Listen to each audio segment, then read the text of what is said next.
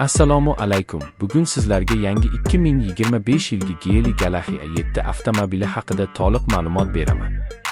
Bu avtomobil Geely kompaniyasining Galaxy seriyasidagi eng so'nggi plug-in gibrid modeli bo'lib, zamonaviy texnologiyalar, yuqori samaradorlik va nafis dizaynni o'zida mujassam etgan. Geely Galaxy A7 tashqi ko'rinish jihatdan juda jozibali.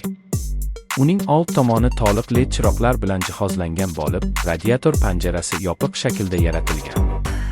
Yon chiziqlari silliq va aerodinamik tarzda ishlangan. Orqa qismida esa keng LED chiroqlar avtomobilga futuristik ko'rinish beradi. Salon ichki qismi ham shunchalik zamonaviyki, u yuqori darajadagi qulaylik va texnologiyani taklif etadi. Old panelda 15.4 dyumli markaziy ekran hamda 12.3 dyumli raqamli asboblar paneli mavjud. Boshqaruv tizimi Flime Auto platformasida ishlaydi. U orqali multimedia, navigatsiya va avtomobilning barcha funksiyalarini boshqarish mumkin. Shuningdek, premium darajadagi yumshoq materiallar, ambient yoritish va ilg'or audio tizimi avtomobilga hashamatli muhit beradi. Texnik tomondan Geely Galaxy A7 MI Super Hybrid 2.0 tizimi bilan jihozlangan.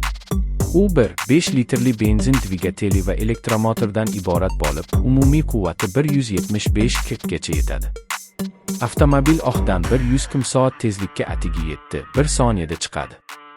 Gibrid tizim energiyani juda samarali ishlatadi. Tilt siklida yonilg'i sarfi atigi 2.67 litrni tashkil etadi. Batareya variantlari 2 xil: 8, 5 kWh va 18, 4 kWh.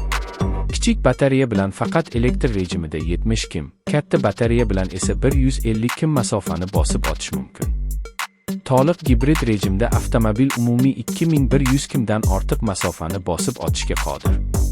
Shuningdek, u tezkor zaryadlash funksiyasiga ega bo'lib, 30 dan 80 gacha bor yo'lga 18 daqiqada to'ldiriladi.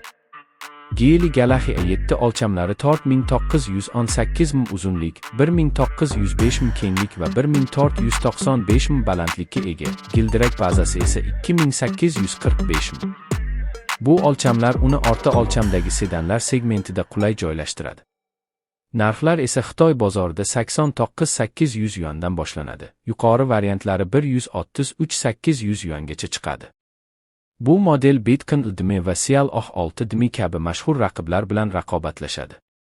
Umuman olganda, 2025 yilgi Geely Galaxy A7 bu energiya tejamkorligi, kuch, texnologiya va dizaynni birlashtirgan zamonaviy gibrid sedan. U uzoq masofalarga sayohat qilishni yoqtiradigan, lekin yonilg'i tejamkorligini ham muhim deb biladigan haydovchilar uchun ajoyib tanlov bo'ladi.